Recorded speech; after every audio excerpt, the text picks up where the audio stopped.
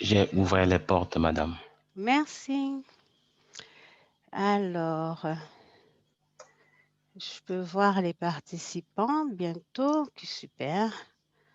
Je vais partager l'écran.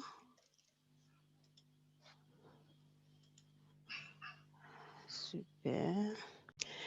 Alors, bonjour tout le monde. Bonjour et merci beaucoup d'avoir attendu. Je vous souhaite la bienvenue à notre premier séminaire de Nehemiah 2021. Je vous remercie tous de nous suivre. Je vous remercie d'être là, d'avoir patienté surtout parce que c'était un peu indépendamment de notre volonté. Je souhaite à tous une heureuse année 2021. Et avant de commencer toute chose, parce que nous sommes une organisation chrétienne, nous allons commencer par une prière. Mais je ne vais pas faire une courte prière parce que c'est une prière intentionnelle, de la même manière qu'une stratégie annuelle est une stratégie intentionnelle. Alors, merci Seigneur pour ces temps merveilleux de partage que tu nous offres aujourd'hui. Merci pour ce temps de bénédiction, Seigneur, Dieu Tout-Puissant, Dieu de gloire. Pour ce temps que nous allons passer, j'invoque le Saint-Esprit à venir s'installer dans les cœurs de chacun d'entre nous, d'éclairer notre intelligence, d'élargir l'espace de nos tentes et de parler à chacun d'entre nous individuellement pour accomplir ta volonté pour la gloire de ton nom. Que chaque parole qui sortira de ma bouche ne résonne pas selon les paroles de la chair, mais résonne plutôt au cœur de chacun d'entre nous comme le pouvoir de l'Esprit qui va agir selon tes desseins, Seigneur. Qu'aucune interruption n'arrête ce partage, qu'aucune distraction n'évade notre attention du Saint-Esprit. Seigneur, je prie pour chacun de nous, nos familles, nos pays respectifs et le monde entier pour que le moment difficile que la planète, pour les moments difficiles que la planète entière traverse, Seigneur.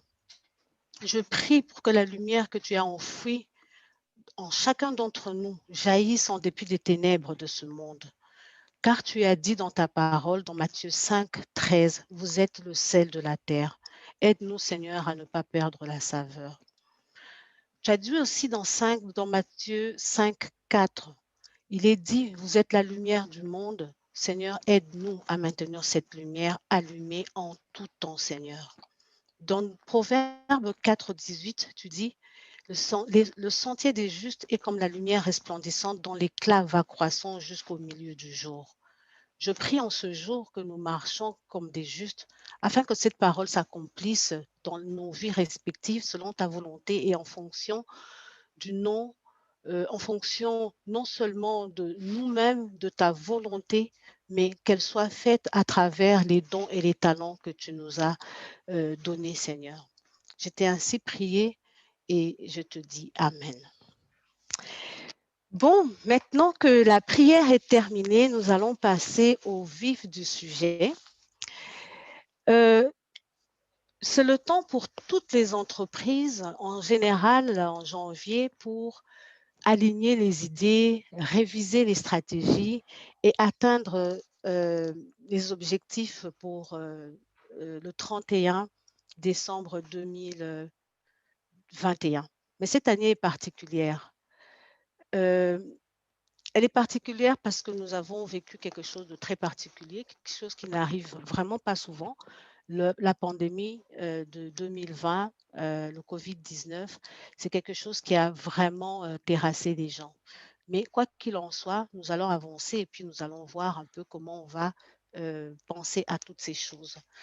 Que ça soit pour des entreprises qui existent, mais pour celles qui n'existent pas, j'espère que le séminaire va pouvoir outiller les gens, va pouvoir équiper suffisamment pour avoir au moins une idée, une base sur laquelle évoluer et aligner les lignes directrices pour penser à comment faire des prévisions pour l'entreprise non existante encore.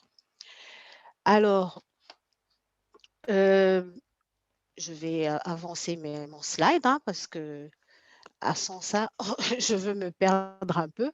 Donc, pour commencer, je veux me présenter. Je suis gestionnaire, entrepreneur, coach en gestion et particulièrement basée sur les principes bibliques. Je suis universitaire en relations industrielles, sciences économiques et en comptabilité générale. Fondatrice de l'entreprise Onda Management, qui est l'intégration d'une ancienne entreprise que j'avais qui s'appelait Gestion SIGA. Et les deux, dans sa grande dimension, c'est vraiment dans le but d'aider, de supporter, d'accompagner et gérer les PME. J'ai travaillé aux côtés du docteur Michaud Mundala, pasteur fondateur de l'église Sénat à Ottawa, et j'ai été impliquée avec lui dans plusieurs projets. Actuellement, je suis team leader de la gestion des contrats de consultants informatiques au sein du gouvernement du Canada et je suis également la directrice principale de la communauté francophone de Nehemiah à travers le monde. Dans quels sont, je supporte un peu les directions régionales qu'il y a à travers le monde au niveau de la francophonie et je développe le marché au niveau de la francophonie. Pour continuer, il faut d'abord savoir c'est quoi Nehemiah et c'est qui le fondateur. Le fondateur, c'est Patrice Tsaguet, qui est lui-même formateur et puis formateur, entrepreneur, orateur international, il est prédicateur, il est auteur, il est coach d'entreprise. Il est le cofondateur et le directeur de Nehemiah, lui avec sa femme Gina. Et il est aussi le cofondateur de Kingdom Business Coaching, qui est en fait l'entreprise qui supporte le coaching offert par Nehemiah pour les entreprises du royaume. Alors, Nehemiah, en sigle, c'est Nehemiah Project International Ministry, qui existe. Victor, on t'entend. Est-ce que tu veux te muter, s'il te plaît? Excusez-moi. Donc, existe depuis maintenant plus de 25 ans et est basé à Vancouver, Washington, dans les États-Unis.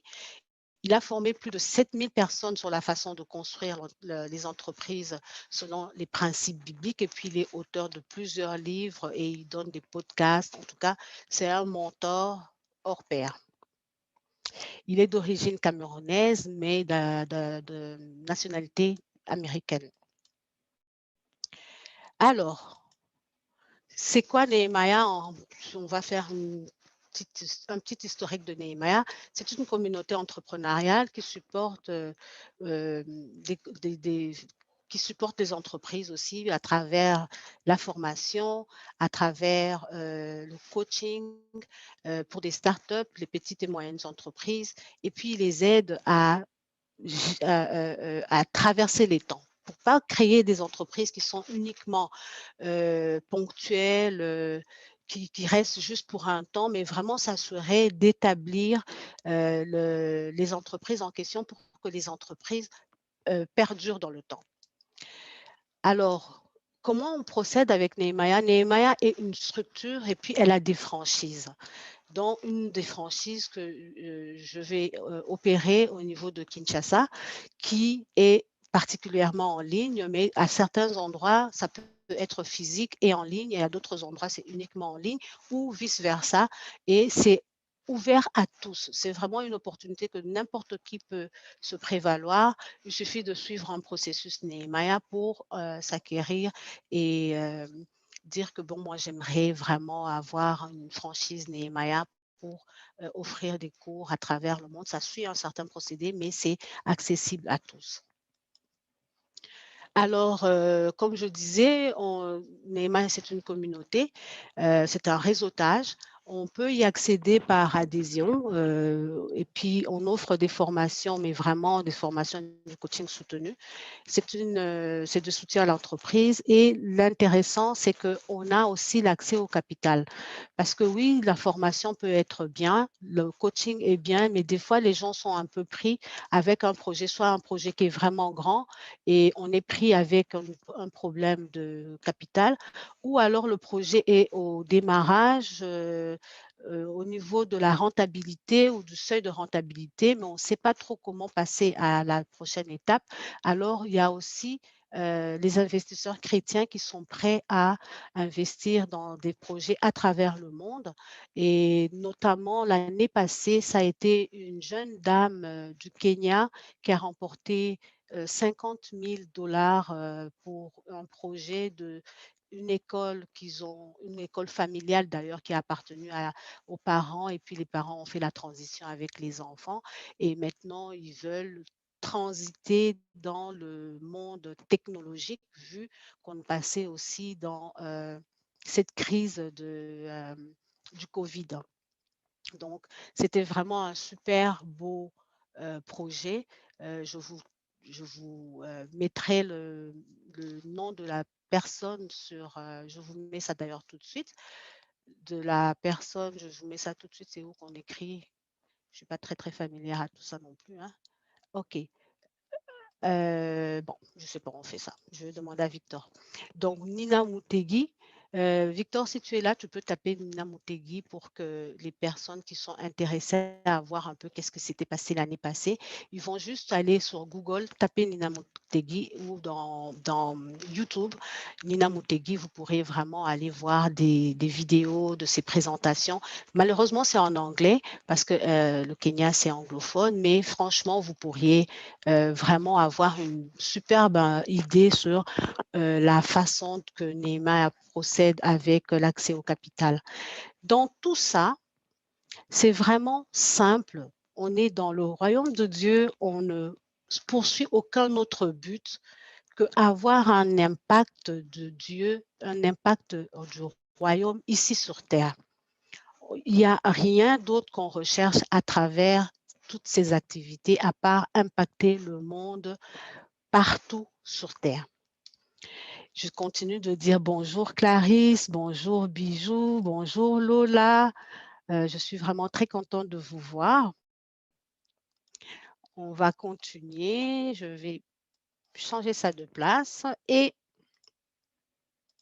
bon, désolée, j'ai passé un... Qu'est-ce que je suis en train de faire? Excusez-moi. Je vais juste sortir de là. Et je vais faire ça. Je suis allée trop loin. Voilà. Alors ici, pour l'adhésion à cette communauté, moi, je vous suggère aussi simplement d'aller, si vous êtes intéressé, à aller regarder nehemiah-ecommunity.com et si ça vous intéresse, ne serait-ce que pour avoir des informations sur comment ça fonctionne, vous pourriez vous abonner comme bronze, c'est gratuit.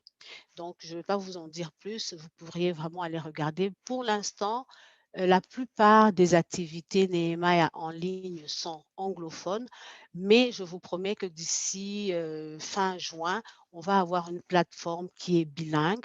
On opère en mandarin, en français, en anglais et en espagnol. Puis peut-être plus tard, un jour, on va avoir la chance d'être un peu plus, on aura encore plus de langues, je ne sais pas, espérons. Alors, ça donne plusieurs avantages et ça, franchement, je vais vous laisser aller parce qu'on a perdu beaucoup de temps. Donc, je pourrais vous laisser aller regarder vous-même si vous êtes intéressé. Qu'est-ce qui est notre but aujourd'hui? Le but aujourd'hui, c'est de pouvoir établir des stratégies annuelles qui vont nous permettre d'atteindre les buts qu'on s'est fixés. Mais avant d'arriver à ça, c'est très important de comprendre dans quelle étape de cycle de vie d'une entreprise on se retrouve. Donc, le cycle de vie d'une entreprise, c'est un peu pareil, que ce soit un cycle de vie d'une entreprise à but lucratif, à but non lucratif, à caractère social, à institutionnel, d'économie sociale, peu importe, le cycle de vie est pareil. L'opération est différente, mais le cycle de vie est pareil. En même temps, on va dire que le but d'une entreprise est la rentabilité. J'aimerais vraiment détruire une idée aujourd'hui préconçue qu'on a bâtie depuis plusieurs années en pensant par exemple qu'une entreprise à but non lucratif, elle elle ne devrait pas être rentable. C'est très faux. Une entreprise à but lucratif doit être rentable, sans quoi elle ne peut ni poursuivre ses activités, ni continuer de développer des projets, ni offrir des services pour le but, dans le but pour lequel elle a été bâtie. La même chose, une entreprise à économie sociale, qu'elle soit communautaire ou associative, elle doit être rentable pour pouvoir servir la communauté, pour pouvoir donner, redonner à la communauté. Peu importe ce qu'on fait, le but, c'est la rentabilité. Maintenant, j'aimerais passer au travers de toutes les étapes de l'entrepreneuriat, j'aimerais passer au travers de toutes les étapes de cycle de vie pour au moins vous permettre de contextualiser l'information à l'intérieur de où vous trouvez en tant qu'entreprise. Si vous êtes à l'étape de découverte, c'est simple, c'est parce que vous êtes en train de chercher, vous avez peut-être déjà une idée qui est claire, vous avez peut-être déjà pensé à exactement ce que vous voulez faire, ou vous êtes en train de décider qu'est-ce que j'aimerais faire. Vous êtes en train de vous poser la question, est-ce que je suis vraiment une personne à la bonne place pour faire telle activité? Alors, vous êtes dans l'étape de découverte et c'est très bien parce que c'est quand même le début de tout un cycle, de toute une histoire, en fait, toute une aventure que vous allez euh, avoir avec le temps. Quand on a passé le tas de découvertes, au moment donné, on finit par décider, ben, je me lance, je commence, et ben, c'est la création. On crée l'entreprise ou on démarre l'entreprise, on commence à rouler, mais c'est l'étape, que ça soit une entreprise privée ou associative, c'est l'étape où on injecte ses propres fonds.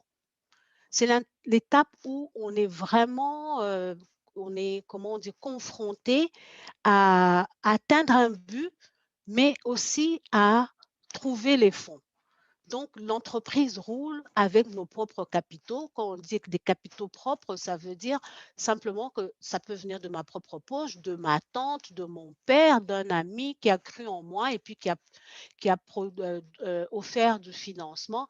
En général, ce n'est pas nécessairement l'étape où les banques sont prêtes à vous offrir quelque chose parce que vous n'avez aucun historique sur quoi se baser pour vous offrir un financement quelconque. Donc, vous devez vraiment aller avec tout le courage et la foi que je vais y arriver.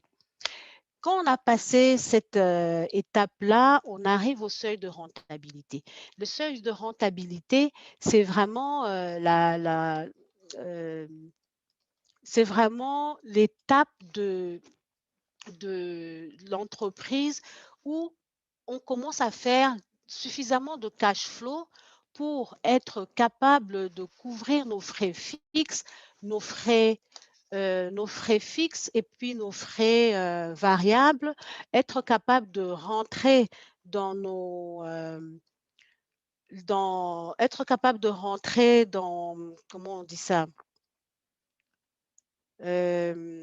dans le retour à l'investissement, voilà, le retour à l'investissement. Alors une fois qu'on a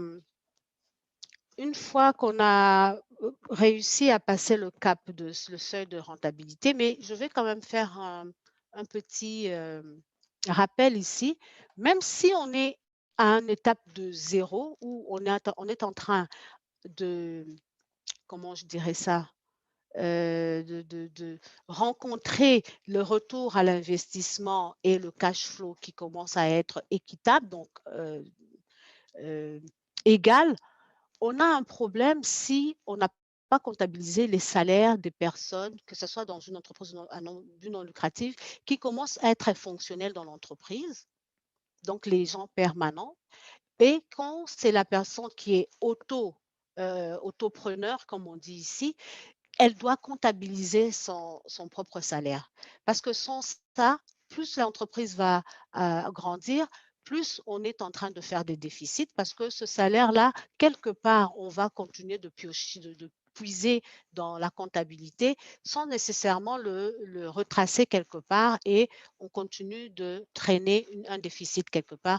Donc, c'est très important qu'à ce stade, on commence à comptabiliser les salaires des personnes qui travaillent de façon régulière, y compris le propriétaire ou les entrepreneurs associatifs responsables qui tournent la machine. Une fois on a passé le seuil de rentabilité, qu'est-ce qui arrive? On est dans la rentabilité. La rentabilité, on a dépassé les profits, on a dépassé le seuil de rentabilité, on fait suffisamment d'argent pour continuer de développer l'entreprise. Par contre, oui, souvent quand on arrive là, on est très heureux, on s'auto-paye, l'entreprise va bien, on a quasiment tous les départements dans l'entreprise, que ce soit le département de marketing, logistique, administration, des opérations, la production, tout va bien, l'entreprise roule bien, mais il y a un souci.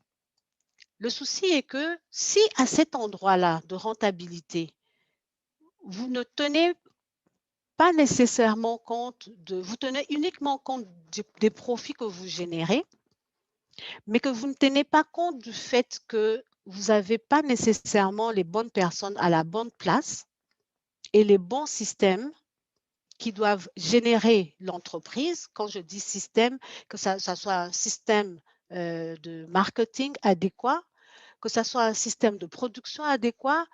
Pour ceux qui sont dans l'agriculture, un système agricole ou agroalimentaire qui est adéquat, un système de construction qui est adéquat, un système juste interne de communication qui est adéquat entre départements, eh bien, on a un problème.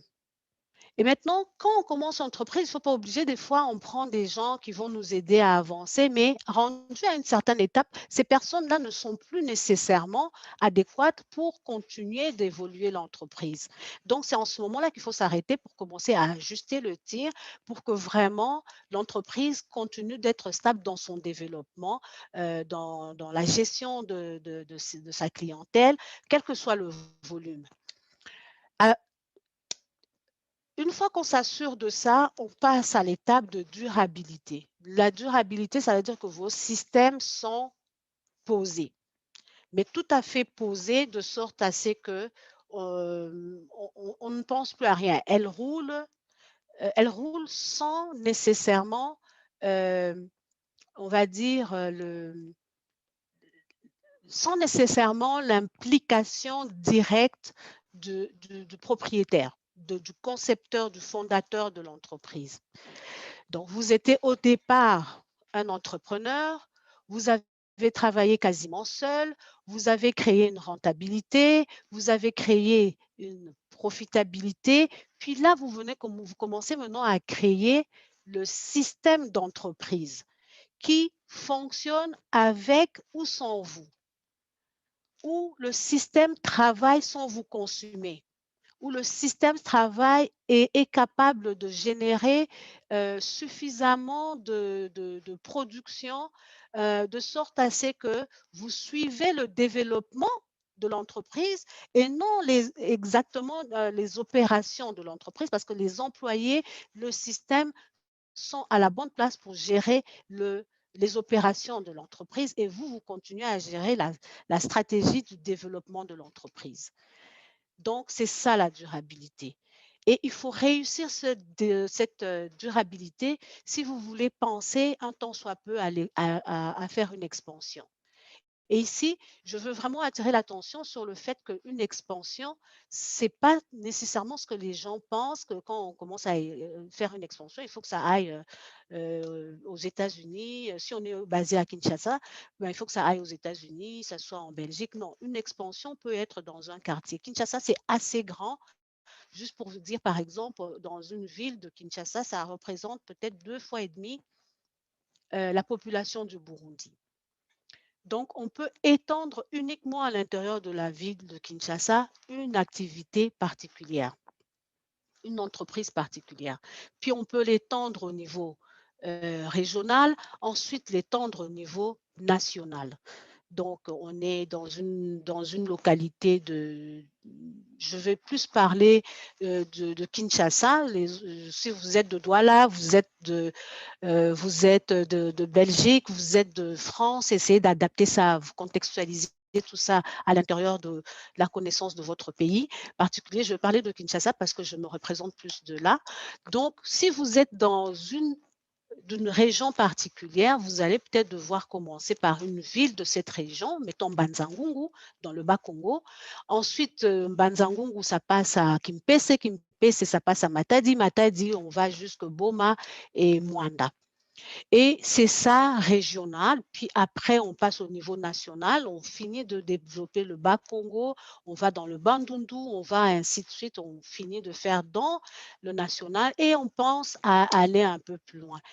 La seule façon de réussir une expansion, c'est d'avoir réussi la durabilité. On ne s'amuse pas à aller en expansion quand la durabilité n'est pas posée.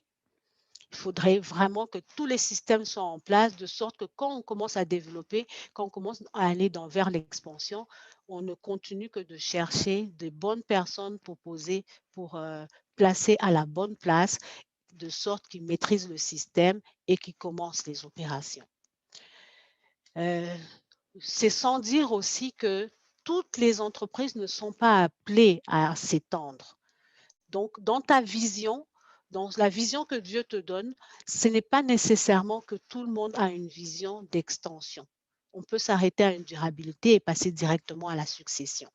Donc, juste pour vous dire, l'expansion n'est pas un passage obligé pour toutes les entreprises. Il ne faut pas qu'on se casse la tête à un moment donné qu'il faut que je m'étende absolument. Non. Si la vocation de l'entreprise est pour une certaine localité, elle va continuer de se développer, même si elle se développe excessivement grande, mais parce que la vision de Dieu, c'est exactement pour cette localité ou cette région-là, ça restera là et puis voilà. Ensuite, la succession, ce n'est pas compliqué. Il faudrait s'assurer qu'on pense on pense souvent à la succession depuis le début de l'entreprise.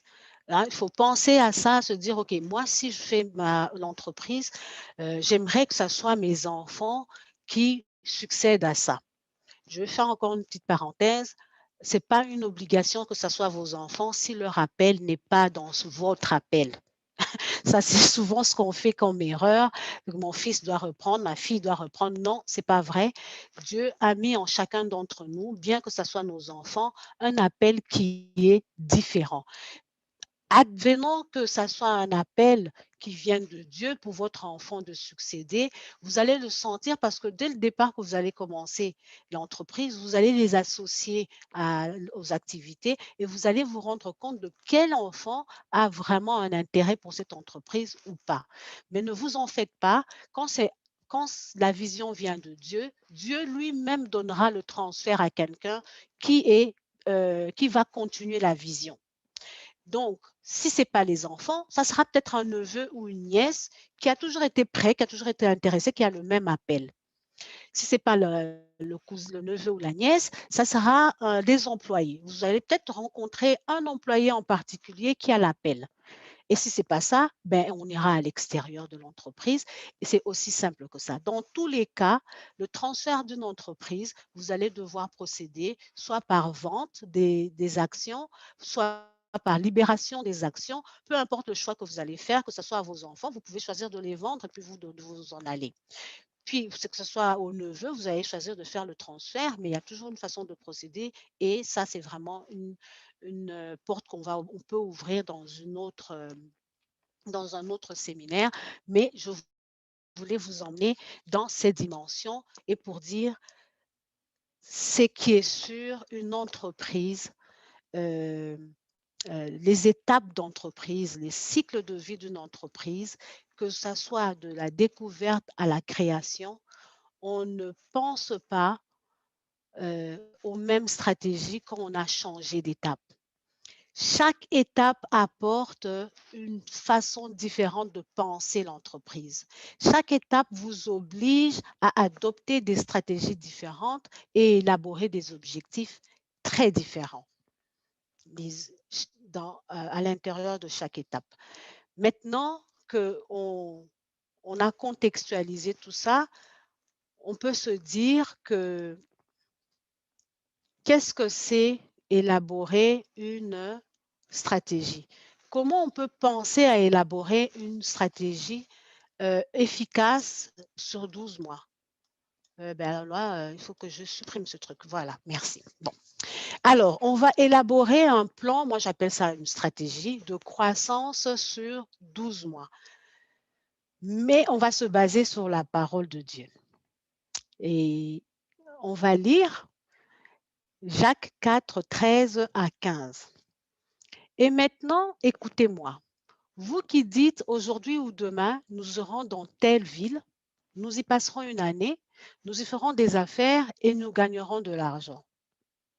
Ça, c'est l'homme qui a dit. C'est la chair qui parle. C'est ce que moi je souhaite. C'est ce que moi je pense. C'est ce que toi tu veux. C'est ce que plusieurs d'entre nous, on aimerait. Mais le verset 14 vient dire, savez-vous ce que demain vous réserve? Qu'est-ce que votre vie? Une brume légère, visible quelques instants, qui se dissipe bien si vite. Voici ce que vous devriez dire. Si le Seigneur le veut, nous vivrons et nous ferons ceci ou cela. J'aime vraiment ce passage parce que ça nous rappelle, c'est tellement vrai parce qu'on vient de le vivre. Avant, on pouvait en parler, puis on ne faisait peut-être pas comment on appelle ça, le lien direct entre la petitesse de l'être humain dans ce monde que lorsqu'on a passé au travers du Covid. La pandémie nous a rappelé la petitesse, la brume légère, hein, visible quelques instants, qui se dissipe. C'est l'être humain. On pense à de grandes choses, on pense à des grandes visions. Moi, je veux faire ceci, moi, je veux faire cela. C'est très bien, c'est très bien. Et ça, c'est vraiment génial. Mais il ne faut jamais oublier une chose, que la plupart des choses qu'on fait sont conduites par le Saint-Esprit, sont conduites par d'abord ce que Dieu dit de nous. Quand lui, il a fini de dire de nous une chose, c'est en ce moment-là que toi, tu peux commencer. Donc, j'imagine, on est ici, on se dit, mais comment on peut penser à bâtir une stratégie quand d'avance, on pense avec la parole de Dieu à se dire, mais qui je suis pour penser à une stratégie quand je ne sais même pas qu'est-ce qui va m'arriver demain.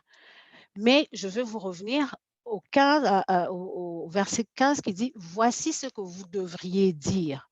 Si le Seigneur le veut, nous vivrons et nous ferons ceci ou cela.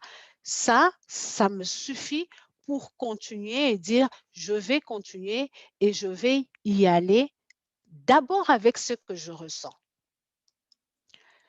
Alors, ce que je ressens, je devrais faire ça et puis mettre ça quelque part pour que ça ne me dérange pas, mais je n'arrive pas partout où je passe dans mes slides.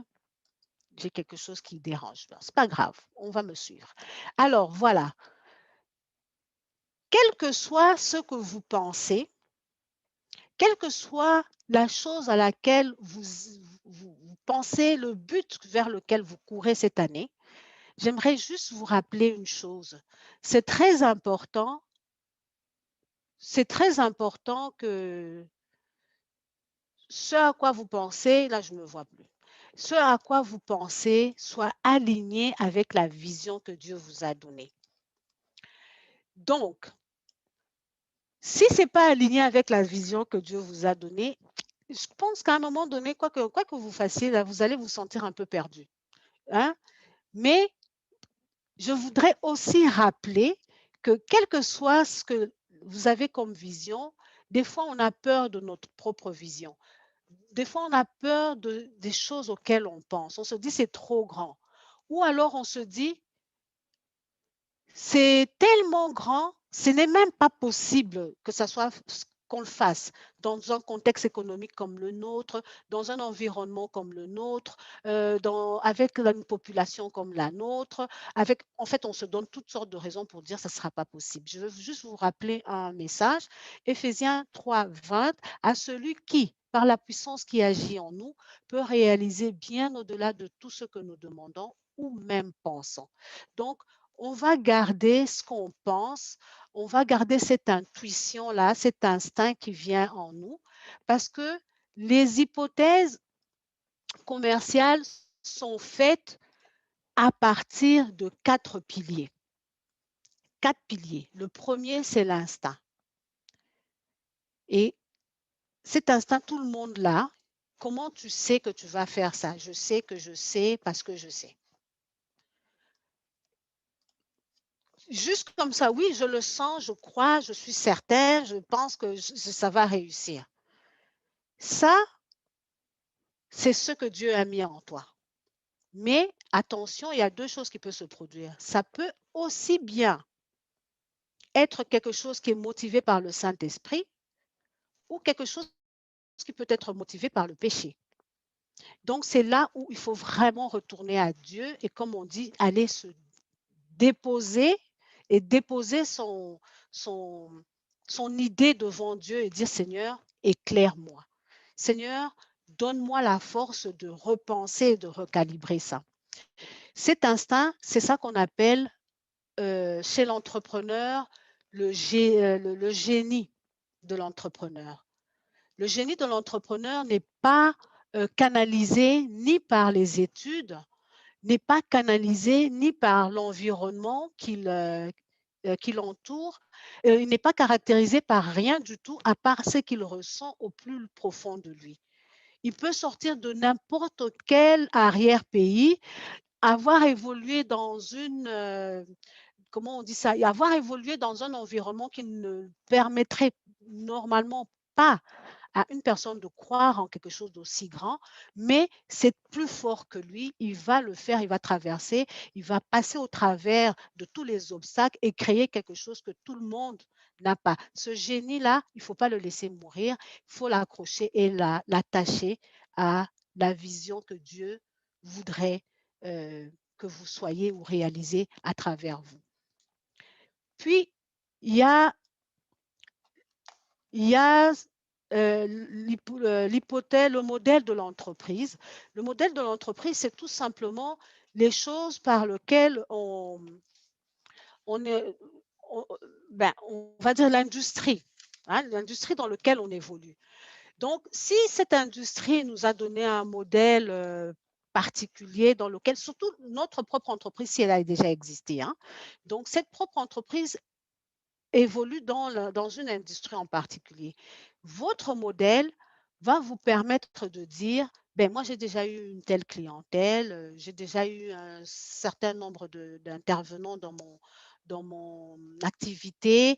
Je vais donner l'exemple de, l'agriculture parce que j'ai évolué beaucoup aussi avec, les agriculteurs ici au Canada.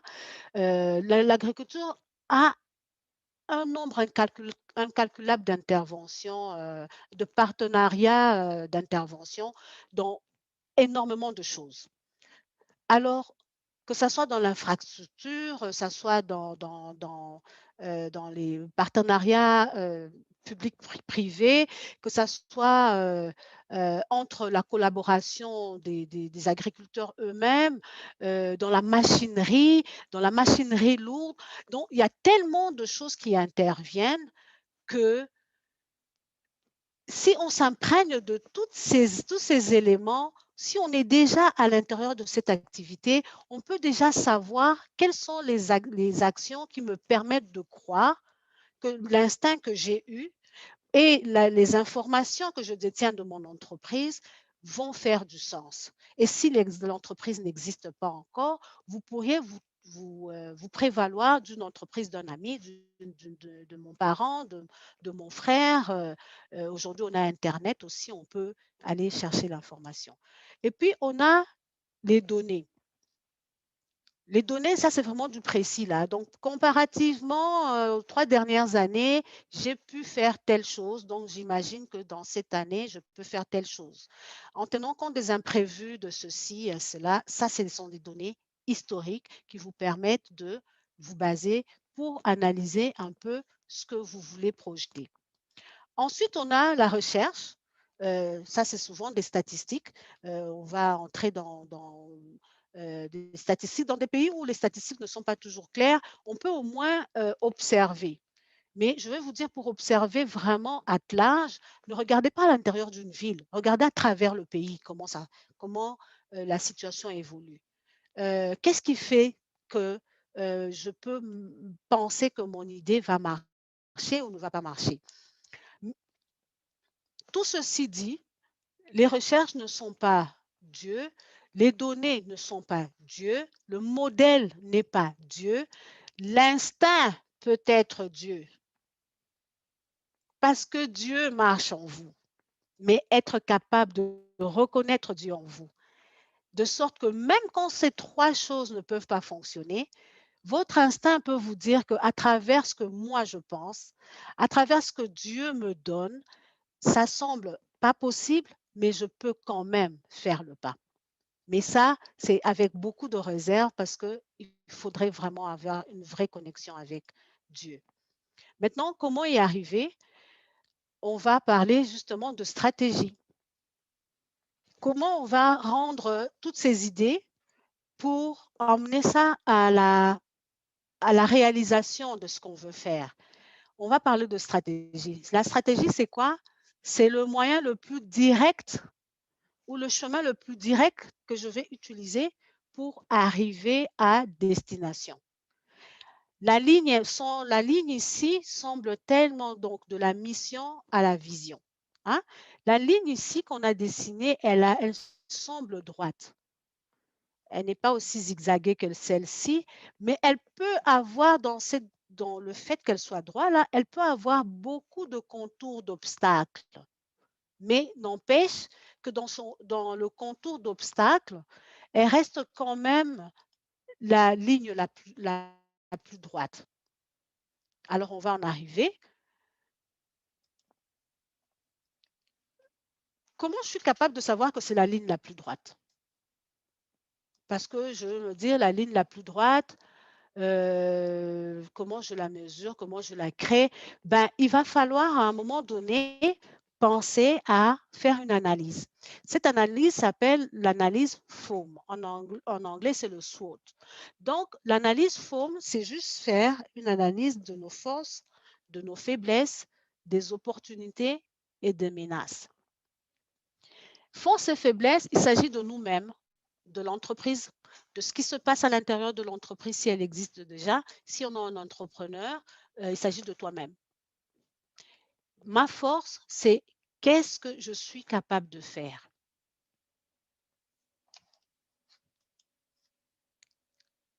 Qu'est-ce que je sais faire? Pas qu'est-ce que je voudrais faire, hein, pas qu'est-ce que j'aimerais, pas qu'est-ce que je pourrais. Non, qu'est-ce que je peux, qu'est-ce que je sais? Dans quoi est-ce que je suis suffisamment fort? Sinon, ça ne vaut pas la peine parce que ce n'est pas quelque chose qui est déjà en toi. Il faudrait que ça soit en toi ta force et quelque chose avec laquelle tu es venu au monde. C'est en toi. D'ailleurs, on peut même te dire, elle dérange, cette force-là peut déranger même, mais c'est quand même à toi. C'est avec ça qu'on part. On part avec la force qu'on a. C'est dit dans la Bible, commence avec les petits moyens que tu as. Mais les petits moyens que tu as, c'est la force que Dieu a mis en toi, d'abord. Puis, quelles sont mes faiblesses?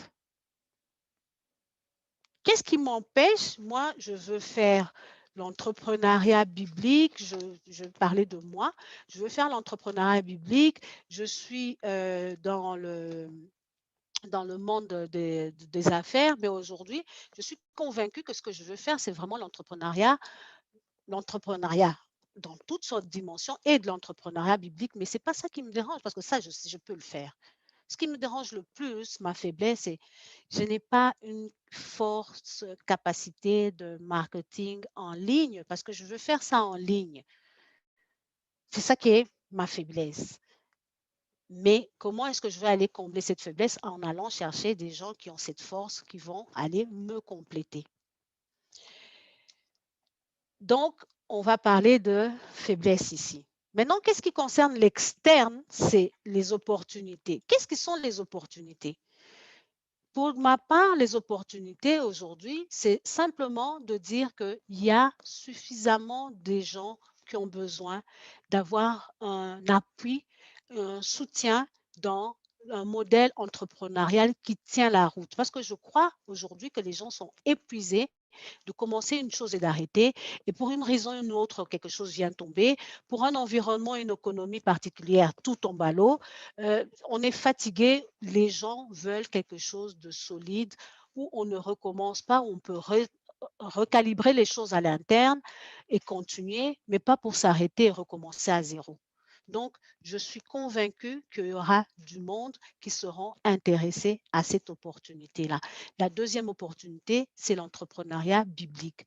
Comment on peut aligner ce qu'on veut faire avec le Saint-Esprit. Puis ensuite, il y a les menaces. Les menaces, c'est qu'est-ce qui sont dans mon environnement qui empêcherait de réaliser ça. Dans le cas du Congo, je veux faire l'entrepreneuriat biblique ou l'entrepreneuriat dans toute sa dimension en ligne. La menace, c'est que je n'atteins pas tout le monde en ligne. Alors, comment je vais contourner ça? C'est ça qui fait maintenant que ma stratégie commence à prendre du sens. Qu'est-ce qu'il va faire? Comment je dois le contourner? Pas dire, eh bien ça ne marche pas, eh bien ça ne marche pas. Oui, on a identifié comment ça ne marche pas. Maintenant, il faut identifier comment contourner pour que ça marche. C'est ça qui fait que l'analyse FOAM va nous aider à tracer maintenant cette ligne de la mission vers la... Mais en même temps, on va s'assurer maintenant à partir de ça de clarifier à nouveau notre mission. Notre mission doit toujours s'aligner à notre appel pour qu'elle aille s'aligner à notre vision. Mon appel est relié à ma vision et ma vision est directement reliée à ma mission. Et dans Éphésiens, excusez-moi, je n'ai jamais utilisé cette approche de Zoom. On va y arriver un jour. Alors, dans la mission, assurez-vous de toujours l'aligner. Et moi, j'aime cette Éphésiens 3.3. Par révélation, ça c'est Paul qui parlait, par révélation, il m'a fait connaître le secret de son plan. Donc, par révélation, Dieu va te révéler le secret de son plan dans ta vie. Et assure-toi que tu restes dans ta mission. Ne sors jamais de ta mission. Il y a tellement de choses quand on commence une activité où les gens vont venir vous solliciter pour 10 000 choses qui vont finalement finir par vous sortir de la mission. Et ça, ce n'est pas le but. Le but, c'est vraiment de rester dans la mission. Alors, on va aller concrètement, c'est développer des... là, vous ne voyez pas l'écran. Hein? Je m'excuse parce que... Ouf, en tout cas. Développer les valeurs, c'est développer les valeurs fondamentales de l'entreprise.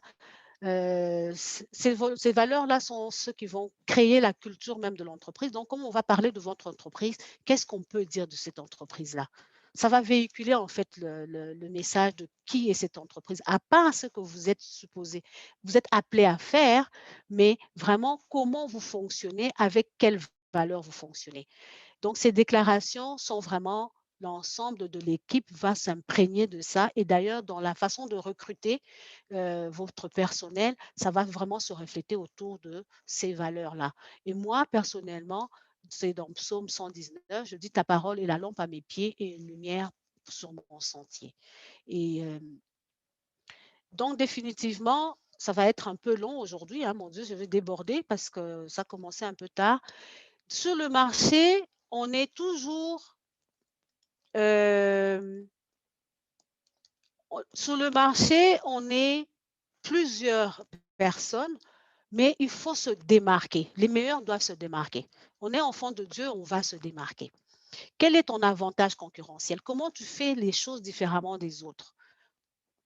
Comment tu veux faire ces choses différemment? Tout ce que tu as identifié, tes forces, tes faiblesses, maintenant que tu sais tout ça, que tu as créé ta mission, que tu sais où tu t'en vas, maintenant, comment tu veux te démarquer? Se démarquer, c'est vraiment aller chercher l'information de la façon de faire qui va permettre aux gens de voir que oui, euh, ces 2 restaurants qui offrent du poisson, le poisson braisé, mais eux, c'est tellement différent.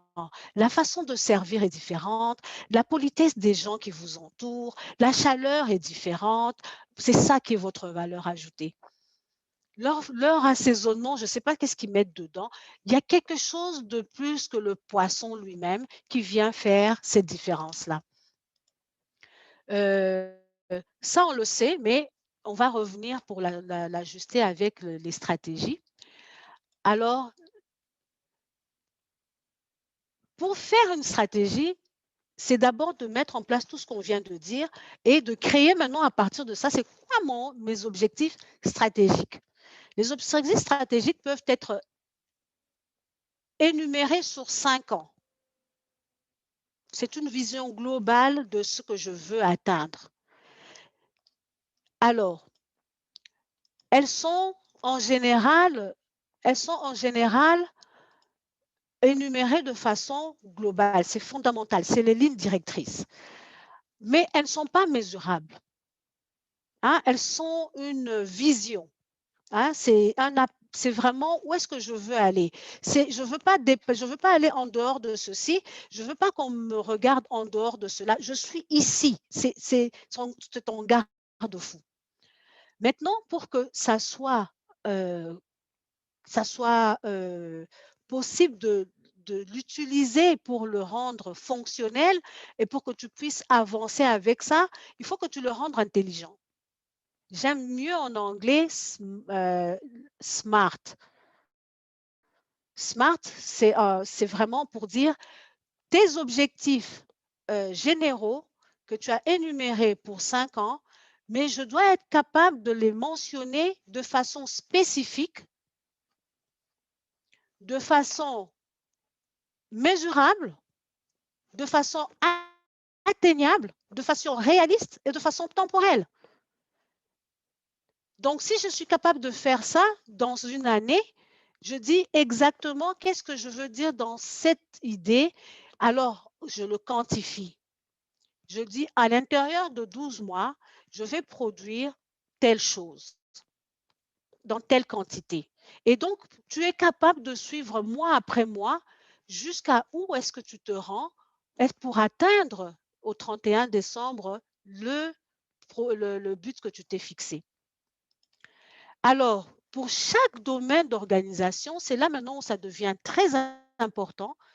Chaque domaine, c'est-à-dire quand on dit domaine, je veux dire ça vraiment en français, dans chaque département d'entreprise, vous devrez avoir une stratégie qui est financière, une stratégie qui concerne la clientèle, c'est-à-dire vraiment le client. Et ici, je veux attirer l'attention, il y a des départements qui n'ont pas des clients externes. Son client, c'est dans l'entreprise, c'est le département à côté. Ou c'est le département, donc vous avez peut-être 3-4 départements que vous servez directement pour être en mesure de faire fonctionner l'entreprise. Donc, client n'est pas nécessairement toujours celui qui vient de l'extérieur. En plus, après ça, il faut que ta stratégie soit opérationnelle et une stratégie qui concerne les employés et les personnes, les partenaires avec qui on travaille. Chaque département doit être capable de soumettre ce visuel-là en chiffres, en termes clairs. Alors, je vais ici partager la vision stratégique, un exemple, financier, client, opération, employé.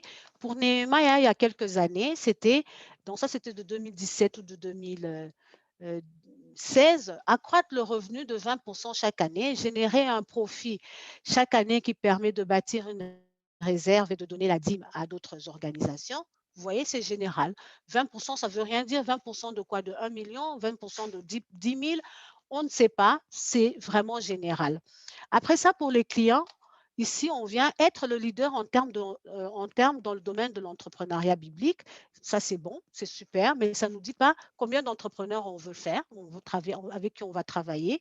Après ça, on dit développer et supporter 10 000 entrepreneurs par année dans le monde à travers la formation, le coaching. Là, au moins, c'est dit, mais comment on va le faire, ça, on va en arriver. Puis, opération, assurer l'excellence dans la livraison de services, intégrer la dernière technologie pour assurer l'efficacité et les personnes recruter et retenir le meilleur employé et volontaire. Ça, on n'a fait que le mentionner. Maintenant, on va le rendre spécifique, comme j'ai dit. Alors, des objectifs spécifiques à atteindre dans un délai en utilisant des mesures claires. Les postes de direction qui orientent les objectifs et puis la voie à suivre. Alors, pourquoi on dit ça? C'est parce que la plupart du temps, pour impulser l'organisation, c'est la direction qui doit emmener une stratégie pour donner l'impulsion aux employés. Si déjà la tête ne sait pas dans quelle direction avancer, c'est très difficile d'impulser l'organisation. Les gens ne savent pas dans quelle direction avancer, ni qu'est-ce qu'ils poursuivent. Donc ici, c'est vraiment très important que l'organisation en tant que telle soit capable de créer cette dynamique qui nous permet de clarifier les objectifs à l'intérieur de ces départements. Et la voie à suivre pour réaliser, c'est maintenant donner les moyens pour l'atteinte de ces résultats. Alors, je vous donne maintenant ici les objectifs qu'on s'est fixés. Et là, on vient dire les buts intelligents. On vient maintenant mentionner et clarifier ce qu'on voulait dire. À l'intérieur de cette année, j'aimerais générer 1,2 million de revenus. Accroître, donc pour que j'accroisse, il faut que je fasse 1,2 million pour générer 10% de profit. Pour la clientèle, je vais développer le leadership dans le programme. Donc ça là, pour être ce leader-là, je pense que ça va être bien si on se concentrait à développer le programme d'entrepreneuriat biblique exécutif. Parce que oui, on a déjà de programmes d'entrepreneuriat biblique à un certain point, à un certain niveau, mais si on développait davantage un programme exécutif, ça va permettre à la tête de bien se calibrer pour eux impulser leurs employés. Alors ici, pour arriver à supporter 10 000 entrepreneurs par année dans le monde, ça serait bien qu'à travers chaque comment on va dire, franchise qu'on a dans le monde, qu'on forme à peu près 1500 entrepreneurs. On va dire même des régions, hein, de régions dans le monde. On a peut-être 5 régions dans le monde, c'est l'Afrique, l'Asie et ça. Puis dans ces régions-là, on veut faire 1500 au total d'entrepreneurs formés. Et ça, c'est facile à suivre après parce qu'on a un calendrier, puis on sait à peu près, OK, ça serait bien en ce moment-là d'avoir au moins 5 dans tel centre, 3 dans l'autre centre et ainsi de suite. Alors, les opérations, la même chose. Pour que je sois en mesure d'exceller dans la livraison de services, il faudrait que je sois en mesure d'embaucher un professionnel dans la rédaction et dans la correction des manuels de formation. Parce que comment je vais livrer un service de formation si mon manuel de formation n'est pas suffisamment au point? La même chose, comment je vais faire pour que la dernière technologie soit efficace si je ne peux pas avoir une plateforme? Mais il faut que ça soit spécifique. Spécifique, il dit, on a plusieurs plateformes, mais moi, je veux me concentrer à ce que la plateforme des investisseurs mondiaux soit vraiment selon les principes bibliques et soit vraiment offerte de façon et ainsi de suite. Alors, vous voyez que la stratégie commence à se développer, commence à se rendre plus claire. Donc, ceci termine notre séance d'aujourd'hui. J'espère que ça vous a plu. J'aimerais juste vous rappeler que l'entrepreneuriat biblique concerne ceux qui sont passionnés par les affaires, ceux qui ont le désir d'impacter le monde à travers l'entrepreneuriat biblique par des entreprises générationnelles, ceux qui veulent intégrer la foi chrétienne dans leur entreprise, des communautés, c'est pour des communautés, pour le développement de communautés soutien dans le monde entier, ceux qui ont besoin de capitaux, et puis ceux qui voudraient devenir formateurs ou coachs à l'intérieur de- d'une mission donnée, d'un appel donné. Moi, je vous recommanderais qu'ils ont aussi l'amour. On ne peut pas devenir coach en affaires si on n'a pas cet appel. Donc, assurez-vous d'abord d'avoir un appel dans l'entrepreneuriat, dans le management, et ensuite avoir la vocation de vouloir encadrer et soutenir les gens pour qu'eux-mêmes deviennent aussi des formateurs. Donc, ceci dit, on a plusieurs cours qui se donnent. Moi, je vais vous envoyer des liens bientôt pour ceux qui se sont enregistrés. Pour ceux qui ne se sont pas enregistrés, peut-être qu'on va pouvoir, je ne sais pas, Victor, si tu es en mesure de mettre les cours de formation en français qui se donnent à partir du centre de Kinshasa. Donc, le centre que moi, je suis en train de développer en ce moment. Peu importe où vous êtes dans le monde, c'est un centre qui est en ligne, donc ce n'est pas important pour l'instant. Enregistrez-vous si vous êtes intéressé à des cours. Si vous avez des questions, vous pourriez aussi me contacter. C'est à zamana@nehemiahproject.org. Victor, tu peux aussi le lancer, mais dans tous les cas, vous aurez des informations sur mon contact, comment procéder si vous avez des questions sur votre entreprise, vous avez besoin d'aide, vous avez besoin de quoi que ce soit, n'hésitez pas, on est là pour ça. Et je vous dis un grand merci, que Dieu vous bénisse et j'espère vraiment que ce séminaire vous a plu. À bientôt.